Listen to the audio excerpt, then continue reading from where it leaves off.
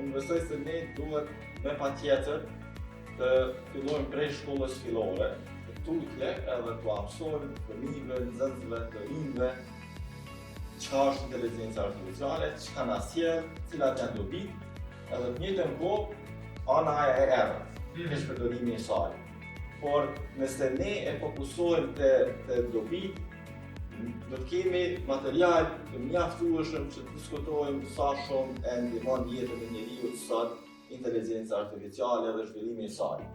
Por gjithmonë duke diskutuar edhe pjesën e keqpërdorimit. Është e njëjta sikur më herët kur ka pas keqpërdorim të radios, ka pas keqpërdorim të gazetës, ka pas keqpërdorim të televizionit. Pra në momentin që ti e kthen në televizion në propagandë, ajo është keqpërdorim. Pra kemi pas të tilla raste në histori dhe AI është vetëm një vazhdimsi e teknologjive të reja që vinë në botën tonë. Tash çka po ndodh në Kosovë është që ne s'kemi pas edukim medial dhe nuk e kemi mësuar as më herët edhe tash mësojmë shumë pak për mënyrën se si ta kuptojmë media në radhë parë.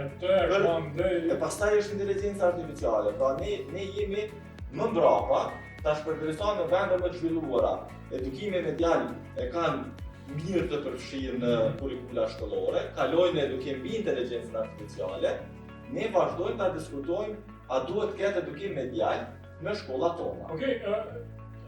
Që pse e bën të rëndësishme? E bën të rëndësishme sepse edukimi medial nuk është vetëm përdorimi i medias, por e ka edhe komponentën e analizimit të përmbajtjes, e ka edhe komponentën e kuptimit të mesazhit medial, zbërthimit të tij.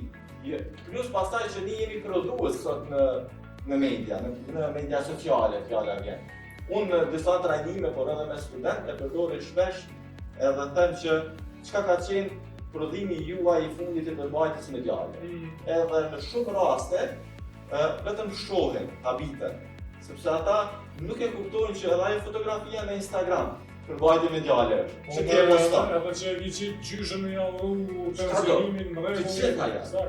Pra edhe pastaj aty ti e shet që ata nuk e fusin, nuk e vendosin sepse e dinë, po nuk e vendosin në vendin e vet. Sepse thjesht e mësojnë në shkollë, nuk e mësojnë në familje, nuk e diskutojnë.